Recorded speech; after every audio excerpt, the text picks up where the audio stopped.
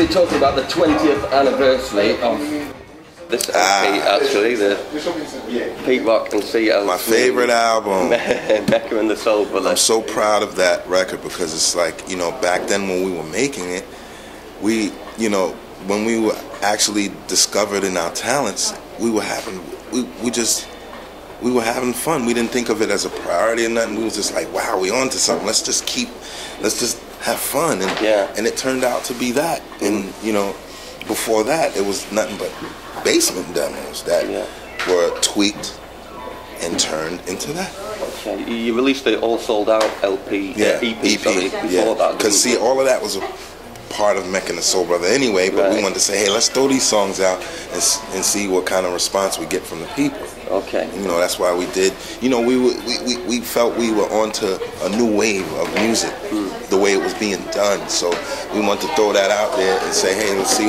how the people react. And then we decided to use some of those same songs, except for like maybe 2 or 3, and put it on this album. Did it feel special at the time when you were making the LP? Of course, of course, because, you know, it was like we were making real songs. The way it was being formatted, the breakdowns. I mean, we learned all this stuff as teenagers. As me as a producer and CL as a lyricist, learned how to format music. You know what I'm saying? And when we had that down packed, we said, hey man, this is fun.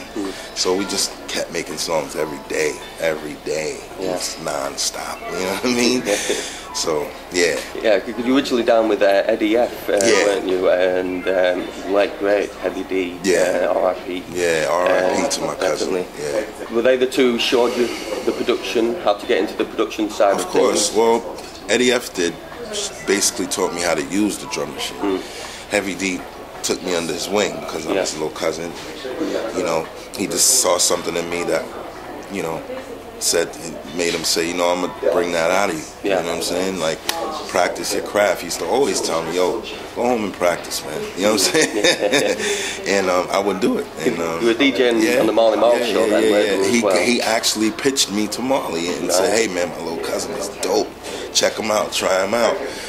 And you know, he was working with Marley Marl at the time. You know, so I would go with him to the sessions and do scratches on the songs. And it impressed Marley. So Marley gave me a shot on the radio. And then when that happened, man, it was just like, wow. You know, I met Mr. Magic, rest in peace. You know, I met all these great DJs. You know what I'm saying? You know, I've never been on live radio in my life. I was 16 years old. So with Marley Marl, the Juice Crew producer. So I'm like, wow, this is I'm in heaven. You know, you can't ask for anything better than that. You know? So I want to say to Marley, thank you for the shot, for giving me that shot. You know what I'm saying? And you met CL when you were at school together, didn't you? Yeah, high school. Was there an instant bond? Yeah. You know, we all from the neighborhood, but we just got acquainted with each other at a very young age, 14 years old. You know what I'm saying? And we built a relationship from there. And once I heard his voice and I heard that he can rap. We just kind of played around with it. So it was like a natural progression, wasn't it? Natural. Making records. Very natural.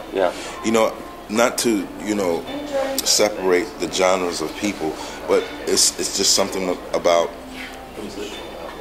Hispanics, blacks, that the talent that we had, that we carry with us, it's a natural thing.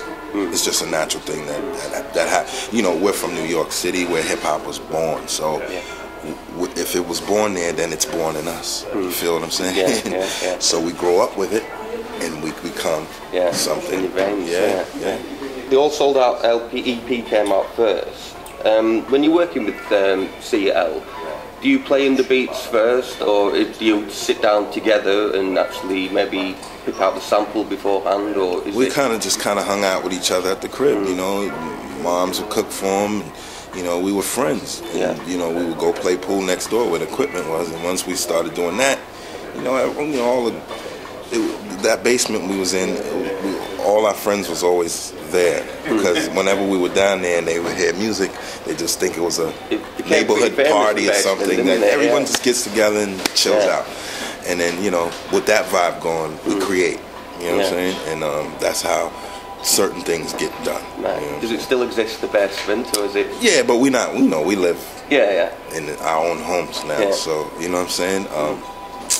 But yeah, man, it's still there. It's definitely still there. That's actually a good family friend of mine's house. So, right. Okay. Yeah.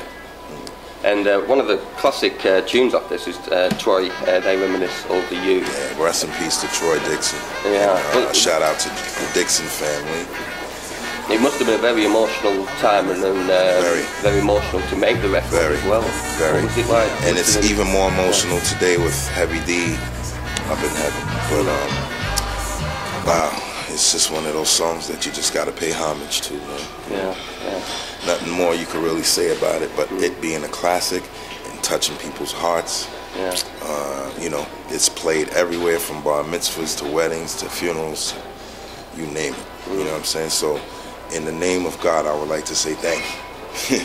Thank the Lord for giving me the power to make a beat like that. You know what I'm saying?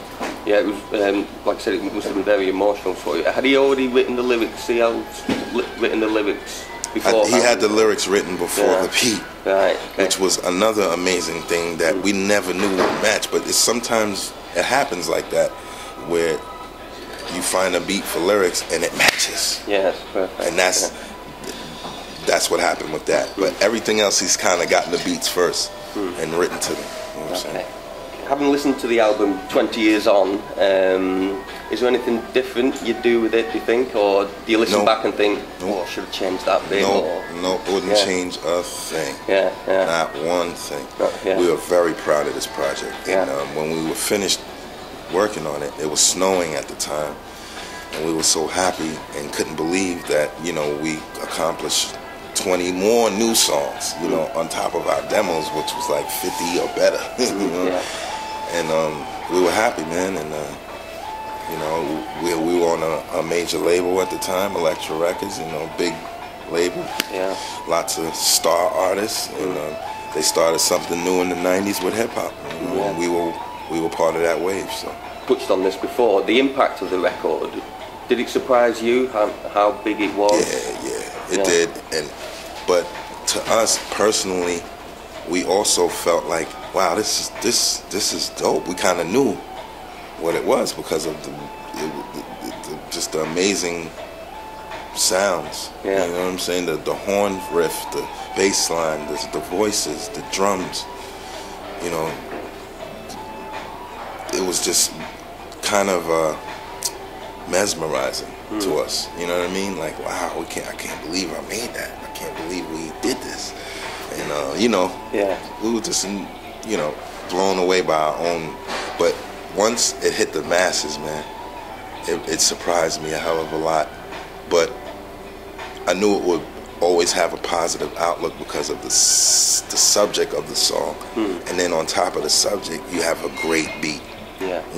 That people, and it was new. I mixed, it was jazz and funk mixed together, and there you have it. Yeah, you usually put two samples together, don't you? You usually put two songs together, maybe in the same key or something like that. Yeah, like when I'm sampling records, it's all about listening, using your ear, and if you're gonna sample something on top of what you already sampled and it's a different song, you make sure it's in key. And that's what we were always. I was always keen to that. You know what I'm saying? Like making sure something is in tune. And with technology changing so much nowadays, is there a different approach you have for making beats nowadays than maybe you did back then? A little bit. Yeah, it's gotten much easier.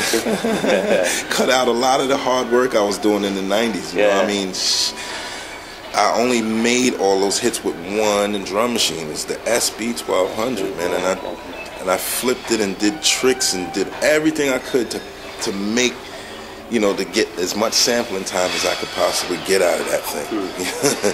But I had some real good tricks to the trade. I would, get one part of the beat, sample it, save it, erase it off the disc, and then keep the drums and keep the tempo and just add more inside. Okay. It's just like throwing you're making a pot of stew and you just throw, oh, I forgot the carrots, oh, I forgot the celery, you know, that type of thing. You know, so that's basically what that was all about. But today, they cut all that out. You know, everything is, beats are being made much quicker, much faster. But me, I'm still old school. I like, you know, to make sure that what I'm doing, because you can't compare a lot of drum machines that's new to the SB1200. That machine is just the ultimate hip-hop machine. Nothing's better than that when it comes to sampling drums, just giving you that raw hip-hop sound. That SB1200 is unbeaten. Like but sound, isn't it? But the new technology, the MPCs and all the ASRs and the new producers that come with it, it's a great thing. You know, the new Millennium sound is a great thing.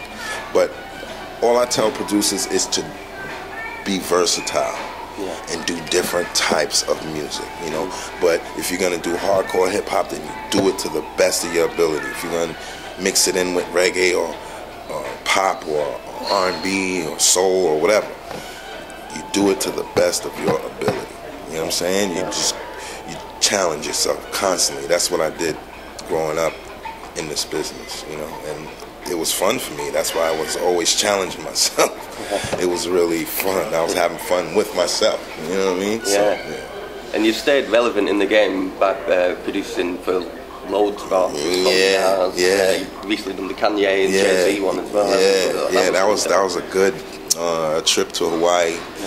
You know, hanging out with Kanye West in his house and in the studio. It's a beautiful thing. Did you make the beats thinking, oh, I'll make this beat for Kanye, or was it a case of just playing them a few tracks? Actually, that beat has been around for a long time, since like 1997, and I gave it to a few people that, you know, just kind of sat on it, you know, and I was just like, you know what, now this is a good beat, you know, somebody needs to get on this. So, you know, I played it for Kanye. I didn't actually make it for him. I had it made. So, you know, when I played it for him, he loved it.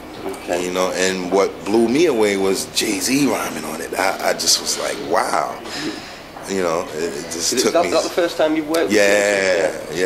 Yeah. First time ever. And we've been wanting to work with each other for so long, but you know, I really love what he's doing today, man. You know, I'm a big sports fan. You know, basketball, football, and to see Brooklyn have its own NBA team is like a big deal. You know what I'm saying? So I want to congratulate him on that. But otherwise than that, the song "The Joy," that's my newest wave of music today. Was being on that album, Watch the Throne. Something what the hip hop world's excited about. DJ Premier, you've been working with him. Yeah, we've been traveling and doing shows, and you know, it's a friendly battle, but it's a great battle. You know what I'm saying? It's real music, real hip hop, real fun. You know, we're doing the same thing. We in this together. We want to save our sound. You know what I'm saying? We want to give that realness back to our community, man, because we see so many of the kids today, they're a little lost, you know, by this fast-making, money-making music, strip club music that's just kind of bounces off you or rolls off you like oil and water, you know what I mean? Don't stick to you, man. So all this stuff that you're hearing on the radio today, 10 years from now, you won't even...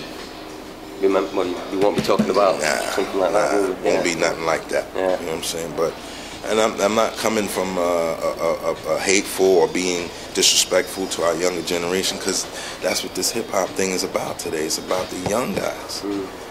All we want them to do is follow the protocol. You know what I'm saying? Because the path they on, to me, musically, some of it is clever, but a lot of it is not. You know what I mean? And we need to change that. And that's all I'm saying, man. And we can use the younger guys to do it. Done so many projects over the last few years as well, on different labels as well. Is it a lot easier now releasing new product than maybe when you on a major label? Because it's a little bit more freedom.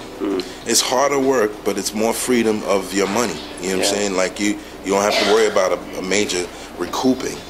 Recouping meaning the money they give you, you have to earn it back for them. with the independent, it's whatever you make goes in your pocket. Yeah. You know what I'm saying? But you have to be smart about your business. You have to know what you're doing. That's the only way you can make it, and hire a team that's going to help you. Yeah. You know, and that's how you make it. Right. So that's similar what you did with and making good songs too. Yeah. Of course, you know. Yeah. The 40 blocks from Tiffany's. Right. Yeah. 80 blocks. 80 blocks. Yeah. 80 blocks. You ever saw the documentary? Yeah. Documentary is a movie. It's very intriguing movie. It's about Bronx gang leaders. You know, if you Africa Bambaataa was a gang leader. Yeah. For the Black Spades. So it's like you know, he said, you know what? I'm tired of seeing my people get hurt and going to jail. You know, let's turn this thing into activity, positive, and that's when hip hop was born. What future projects have you got in the pipeline at the moment? Oh man, Pete Rock Sessions, where I do a totally jazz album, reggae. Okay. Pete Rock Sessions, reggae, Pete Rock Sessions, soul, funk, Pete Rock Sessions. I'm working on that. I'm working with Nori. I'm working with Joey Badass, who's a new artist. Okay. There's a lot of jazz artists as well, still going nowadays. Yeah. And things like Definitely. that. It's like, you know, it's the music that drives you, man. It's always going to drive you. I'm always going to do something in music. Okay. 20 years from now, 30 years from now, 10 years, 5 years, I'll always be involved somehow. My hand will be in it somewhere still. Asked you about the London shows last night. How did it go? And it went well. It went well. I enjoyed it a lot, man. You know, I always enjoy the Jazz Cafe. Yeah. You know, it's not my first time. I've been there to perform there plenty of times. You know, and also with Roy Ayers. I did a tour with Roy, and we did a show there, and it was great. And last night was great because, you know, people been waiting to see us on stage. You know. Yeah. And it was beautiful. It was sold out. And it was crowded. And here we go again tonight. Okay. Well, Pete Rock, thanks for talking to you into radio. Thank you, man. Thanks a lot. Anytime. Yeah, it was dope. Thanks. Thank you.